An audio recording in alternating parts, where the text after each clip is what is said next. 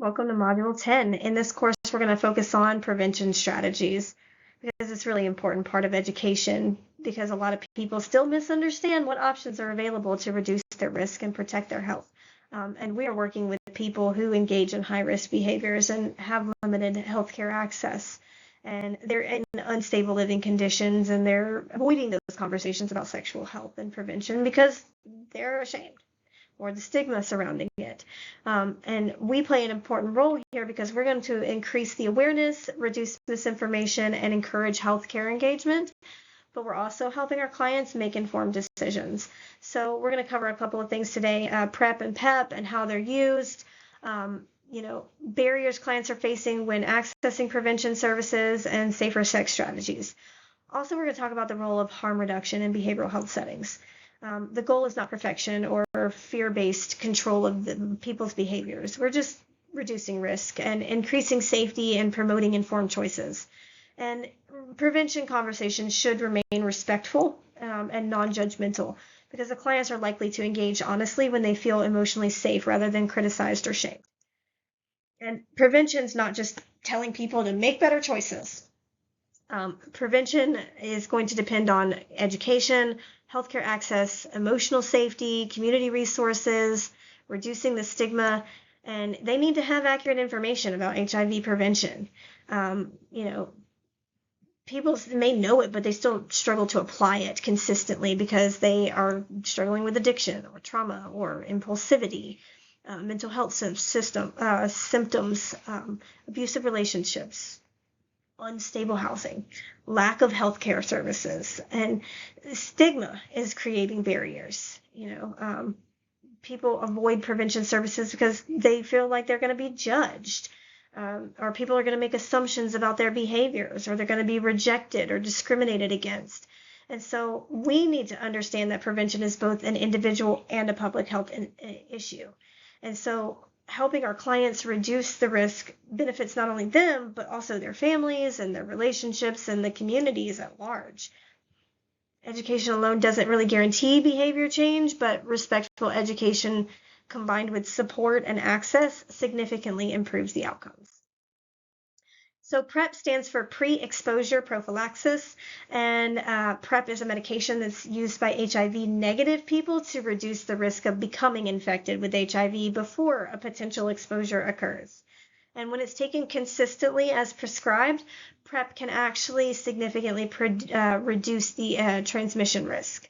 And it's used by people who have increased exposure risk because of their sexual activity, their relationship dynamics, the IV drug use, other circumstances. And we don't prescribe the medicine or medically manage the PrEP, but we need to understand the concept. It's important because clients may ask questions or mention it during counseling sessions, or maybe they don't know about it at all, and we're bringing it up.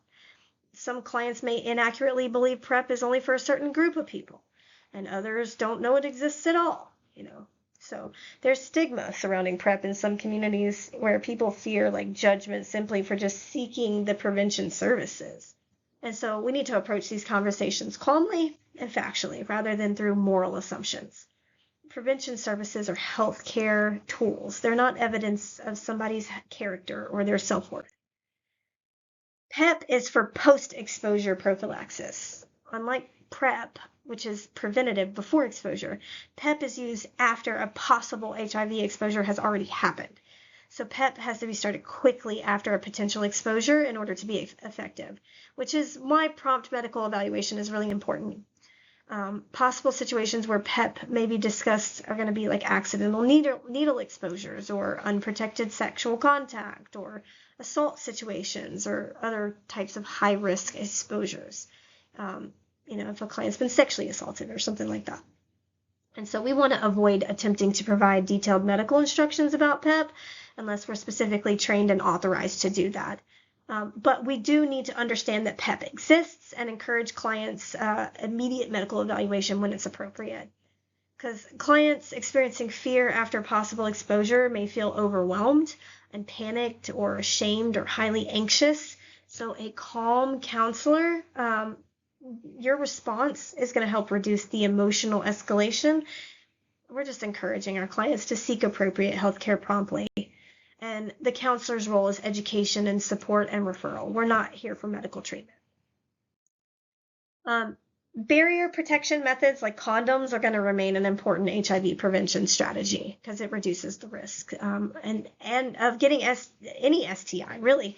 But clients face challenges with consistent safe sex practices because they have impaired judgment while intoxicated, or relationship pressure, or embarrassment, or emotional vulnerability, a lack of education, or just impulsive decision making.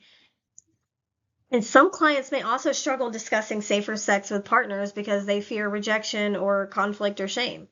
And so we need to approach these conversations respectfully and professionally. We're not trying to lecture the clients or shame their past behavior, but we do need to help the clients explore barriers to safer decision making or emotional patterns and ways to increase safety moving forward. And so clients are more receptive when the conversations focus on health and empowerment rather than fear and punishment.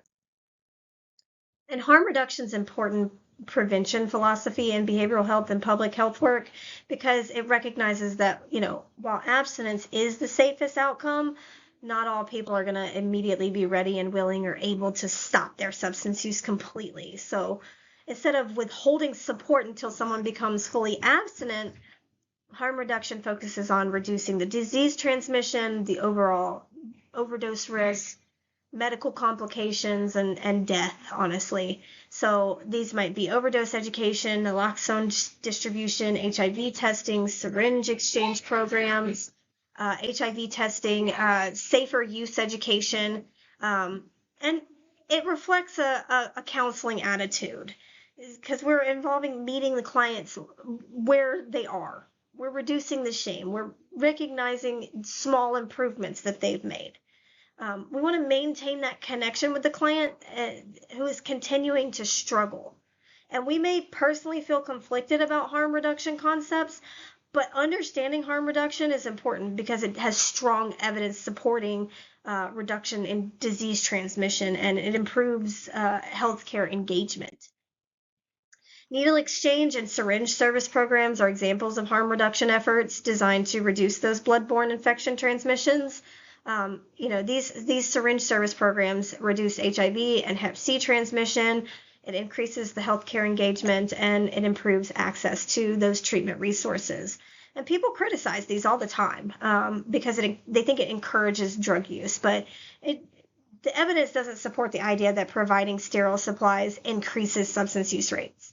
In fact, it actually serves as an important point of contact where people can receive education and access healthcare referrals and obtain testing and eventually connect with treatment services. So we need to understand the public health purpose behind these services, even if they don't work directly with harm reduction settings. And key point here that this is how many overdose deaths happen in those places that allow them to come in there and use those substances and give them clean needles. This is how many overdose deaths. Outside of there, overdose deaths by the busload every day. So a lot of clients face barriers that make prevention services difficult to access.